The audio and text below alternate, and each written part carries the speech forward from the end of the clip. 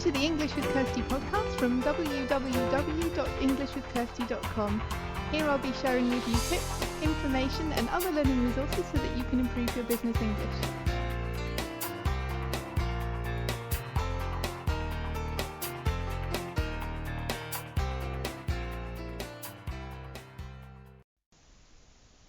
Hello everybody and welcome to the English with Kirsty podcast. This week we're going to be continuing with our series on tips for effective communication on the telephone. And if you missed part 1 of this series, which came out last week, you can either look for it on iTunes or you can go to www.englishwithkirsty.com/podcast/episode 5 and you'll find it there. So this is week 2 of the 3-part series, and we're going to be looking at another 3 tips for how you can make sure that you communicate well on the telephone. So, number 5 is make sure you listen carefully, because particularly when we're speaking another language, we can be really focused on making sure that our contributions to the conversation are right, to make sure that the words are in the right order and that we're using the right vocabulary. But sometimes people forget to listen at the same time, and it's really important if you're having a dialogue to listen so that you know what the other person is saying. You can gauge how they're feeling often by what they say. You can tell if they have any questions or problems with what you're discussing, and you won't be able to do that if you're not listening to them.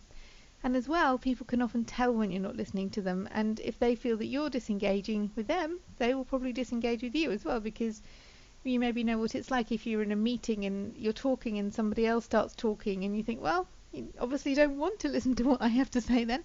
And if you feel like that, then you're not going to want to engage with the other person. So it's really important that you do listen and that the other person knows that you're listening as well. So that will also help you to ask appropriate questions. If you're listening to what they're saying, then you can ask the right questions or give agreement or make your contribution and make it flow in the conversation. I heard a quote the other day and it said, people listen to answer, not to understand. And that's basically saying the same thing. You're listening so that you can think of the right answer to give, but not really to understand what the other person is saying, and it should really be focused on them as well. So that's the importance of listening. And that will get easier as you do more of it, because you won't have to think all the time, oh, what are they saying, what does this mean? It will come more naturally. And some people say that listening is one of the hardest skills, which is one of the reasons why I'm doing this podcast. But listening definitely does become easier the more you do it. And again, if you don't want to get all your listening practice with your customers and colleagues, then you can find other things to do that involve listening. My 20 tips sheet, which I mentioned a couple of episodes ago, that you can download, has a whole section on things that you can do to improve your listening skills. So I will put a link to that on the show notes page. But if you want to do that and you want to focus on your listening, it doesn't always have to be in these important situations at work where people are listening. Okay, so the next point is speak clearly and be succinct. So I know someone who used to speak really, really quickly, so that would hide the mistakes. If you're speaking quickly, the listener won't hear them, and the words will flow into each other and they won't hear the mistakes. But the problem with that strategy was that they didn't hear the message either. So she had to repeat herself. It really speaking quickly doesn't show that you speak another language well. Some people naturally speak quickly. I speak quite quickly, and I have to try not to when I'm recording podcasts and things like that.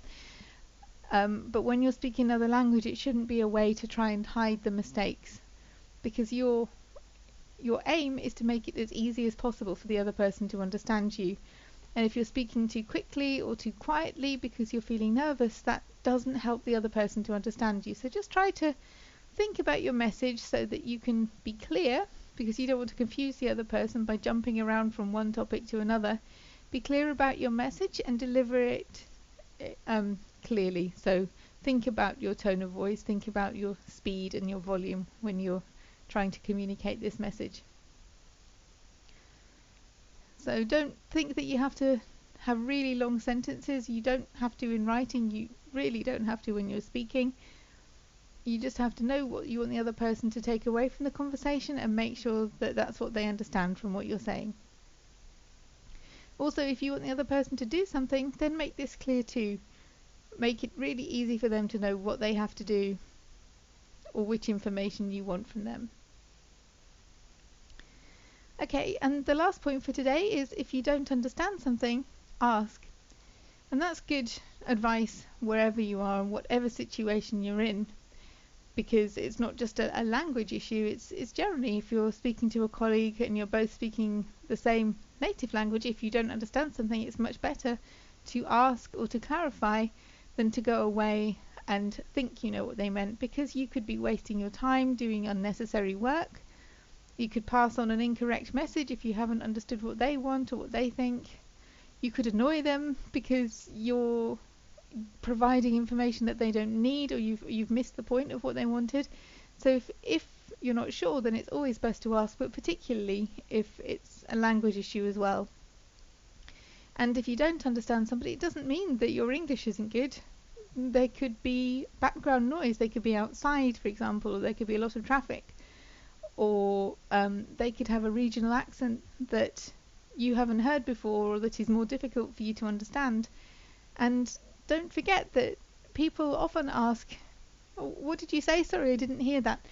It doesn't have to be a language thing. That can happen when you're speaking the same native language. So don't feel that it shows that you highlight some kind of deficiency in your English. It just means that you didn't hear something or that you didn't quite understand something. There may just be one word that's thrown the whole sentence for you, and if you know what that word is, okay, you can go and look it up, but you can ask to clarify things. It doesn't have to be, sorry, I don't understand you, or I don't know what you said. It can be things like, can I just clarify, so you're going to, and I'm going to, so just to summarize the conversation, what each person's going to do.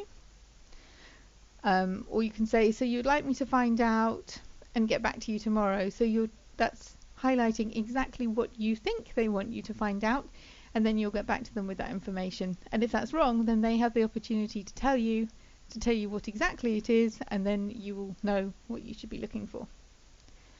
Also, you need to have further information about, and that's again making sure it's exactly the right topic, and you haven't misunderstood them. And if you have misunderstood them, if you're not sure about something, you can just say, can I just check what you mean by, and then the word. Or often people use acronyms that you may not have heard before, or sometimes branch specific vocabulary comes up, and if you haven't been working in that industry, or it may be specific to the company, then again that's not a language issue, you haven't heard it before. So can I just check what you mean by, and then hopefully they will explain, or if it's an acronym, tell you what that means.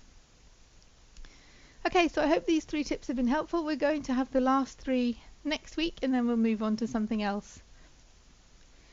So if you have any ideas about what you would like me to cover in future episodes, or if you have any feedback about the podcast, it would be good to hear from you. I like to know who my listeners are and what they think about the podcast. So if you want to get in touch, you can do so by emailing me at kirsty@englishwithkirsty.com, and it only works if you spell my name right, so I'm not Kirsty, I'm Kirsty. Or you can go to englishwithkirsty.com/podcast, and then you can write to me from there, and you can click on the episode pages and get the information about those episodes from there. And also, if you like these tips, I also have another course. It's a 5-day course, so each day you get a link to a web page and some audio.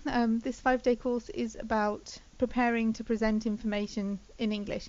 So if you have to give presentations in English, then this could be a good course for you. It's free, there's no charge for it. So if you're interested in this course, you can register your interest on the form on the episode 6 page. So www.englishwithkirsty.com/podcast/episode 6. Okay, see you next week. I